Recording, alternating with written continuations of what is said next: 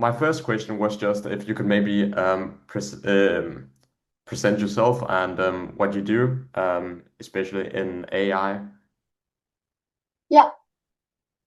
So my name is Olivia Heslinga. I work as an AI literacy consultant and business strategist for small, medium businesses, and also schools and institutions. So I want to learn more about AI. And I specifically tackle AI from a literacy educational perspective with a broader implication on societal and ethical considerations. Okay, yeah, because I was looking into it and I saw you also had a video about how AI is affecting us and our thinking capabilities and such.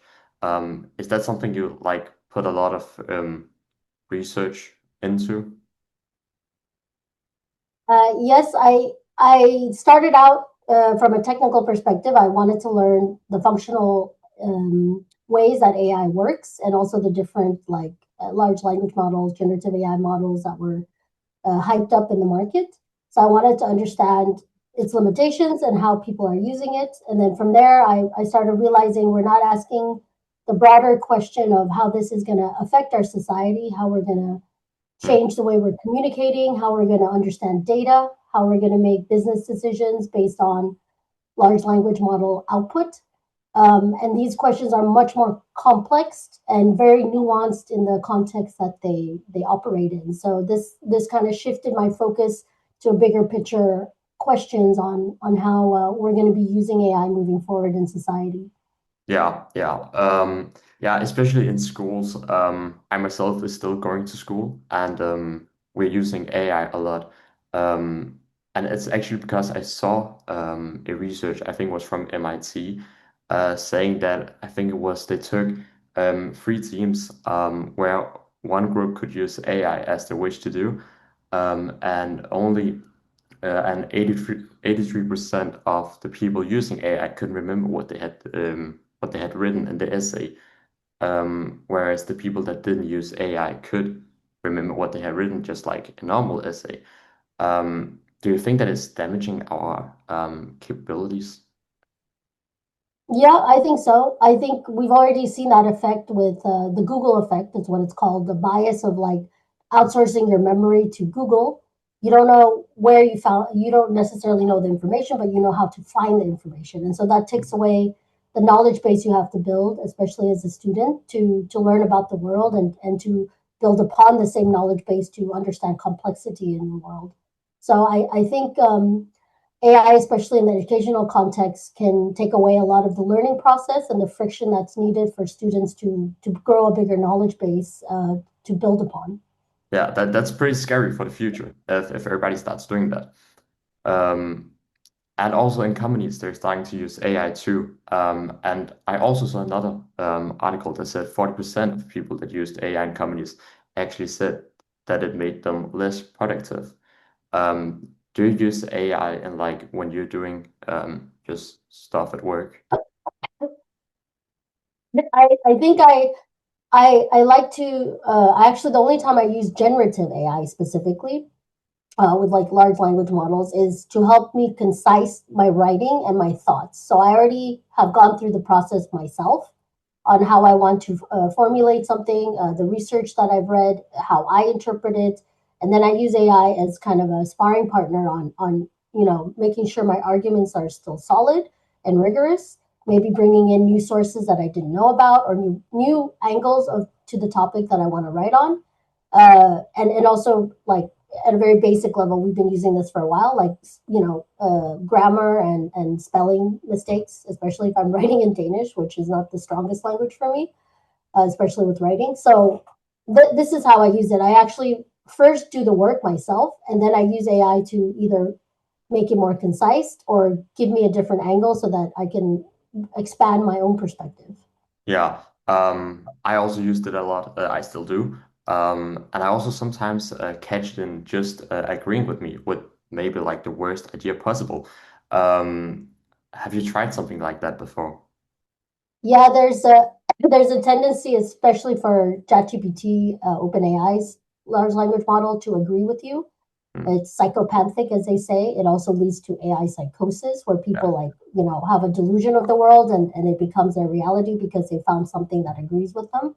And I think this is like very dangerous, especially in the sense when people are using it, whether they realize it or not, for like a psychology expert. mm, And that's not that's actually, I think, one of the highest risk use cases of AI is to use it for companionship and therapy, because you're only going to get an echo chamber of yeah. yourself, which It's will kind of lead you to utopian. like further delusions, or a very narrow perspective that's Mm. just going to echo what you think is right. So I don't think that's a healthy way to be using generative AI, large language models. Yeah, and there's a lot of people doing it, and they're also training on the data that we produce when we're talking with it. Maybe in some way where it is just agreeing on us with us all the time. To change the subject a little bit, Claude, the model from Anthropical, um, it's um, it's more of a coding AI, and it's more of like for companies to use. Do you use that in your company? Yeah, I have used Claude for like basic coding, but I wouldn't say I'm a high level senior developer that would be confident in saying Claude is what we use to build products in critical business functions, Hmm. because there's a lot of cybersecurity risk involved in understanding how AI models work in your environment.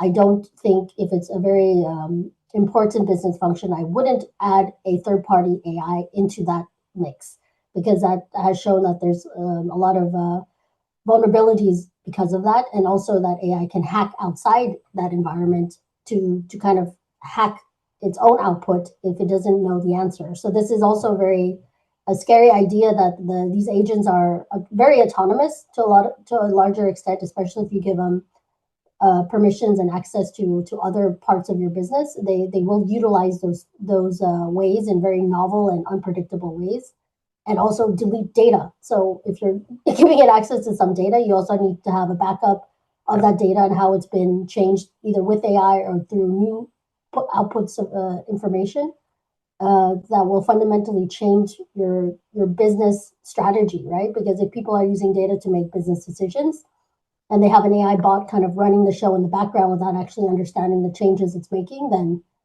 again, you're kind of delusioning yourself with AI of a reality that isn't really there. And in this case, it's AI is creating this reality. yeah, and especially a lot of companies are beginning to use it. And then you're also seeing a downgrade in quality after they switched to it. Fiverr recently just announced they wanted to lay off 30% of all the employees and replace it with AI. What's your take on that? As there have been companies before that did exactly the same thing, but the quality dropped. You said Klarna? Fiverr, Fiverr, but yeah, yeah. Klarna does it too.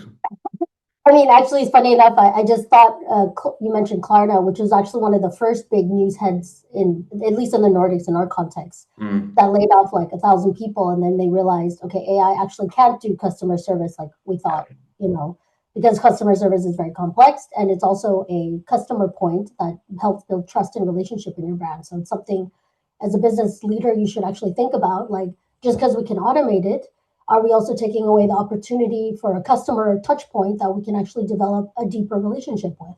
And yeah. I think a lot of people tend to pick the easy route and want to save money on the bottom line at the cost of their customer and the cost of the experience that the customer has with the company. Yeah. Also, I think it was Microsoft that recently said that using AI in their work was actually costing them more money than to use regular human beings. Yeah. So I also think many people are not expecting how much AI actually costs to run, especially tokens. Um, do you think in the near future that we will be able to replace many jobs by AI? I I don't think so. I think we're like, my hope is, like, because it is a very powerful and useful technology in a very narrow context, the larger use case of AI cannot function without people. Even if you replace those people, it will just kind of they've actually shown this mathematically. If you feed it AI generated data, the model will collapse. It actually needs human input in order for it to also evolve. So we're kind of symbiotic in that sense. So I think, like I said, it's a very narrow use cases where small repetitive tasks that don't require a large holistic human nuanced and an understanding and intuition of how an organization actually works that doesn't necessarily translate to actual data.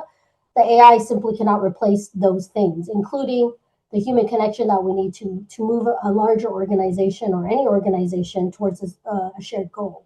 Yeah, the creativity that we are using. Yeah.